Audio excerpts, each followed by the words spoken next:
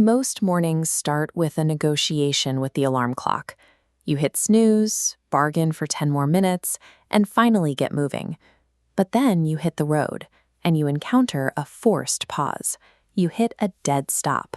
When your navigation app highlights a red line of heavy traffic, the human instinct is to fight it. You take a complex alternate route, winding through side streets, trying to outsmart the system, only to get dumped back into the exact same spot, having saved no time at all. Pastor Frank Brown observes that life operates with these exact same forced holding patterns. A sudden sickness, a financial struggle, or a broken relationship puts a complete halt on your personal timeline. It feels like being sent back in class. Just when you think you've graduated from life's early hardships, you find yourself back at a desk, forced to relearn the excruciating lesson of patience. When you are stuck in a dead-end situation and the silence from above is deafening, it's easy to assume the system has failed.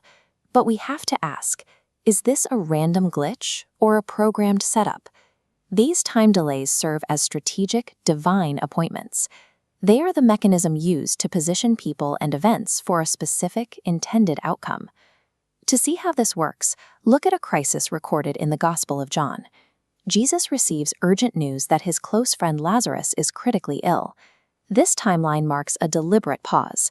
Instead of rushing to heal his friend, Jesus stays exactly where he is.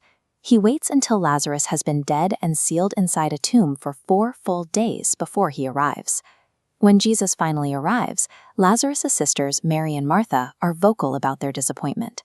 Their frustration at this apparent abandonment is grounded in the fact that they knew Jesus had the power to stop the death, yet he chose to let it happen. The theological logic behind the pause is specific. A situation is allowed to reach a point of absolute finality because the goal isn't a minor healing, but a display of power that cannot be attributed to luck or medicine. Lazarus could do many things, but he could not raise himself from the grave. That total helplessness was the prerequisite. The situation had to be beyond human repair for the following miracle to have its full weight.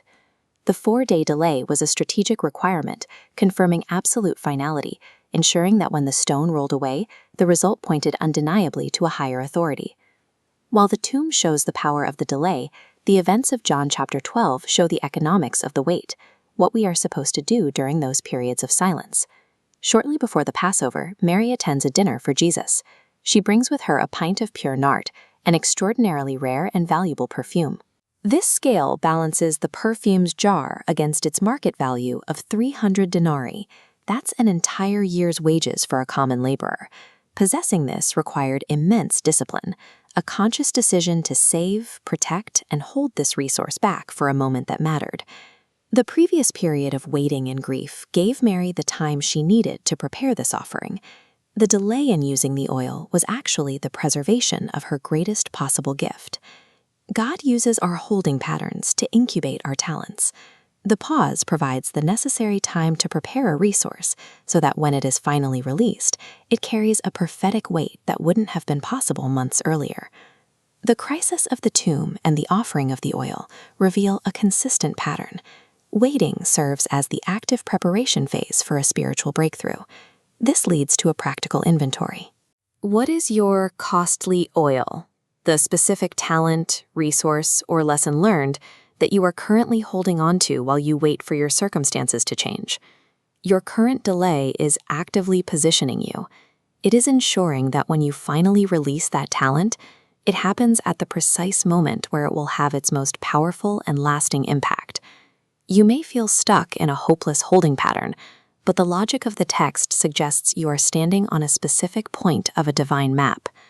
Choose to worship even while the situation remains unresolved. Use the pause to refine what you have been given, trusting that the schedule is being managed by a master who knows the end from the beginning. When we trust the timing of the master, the delay becomes a divine appointment.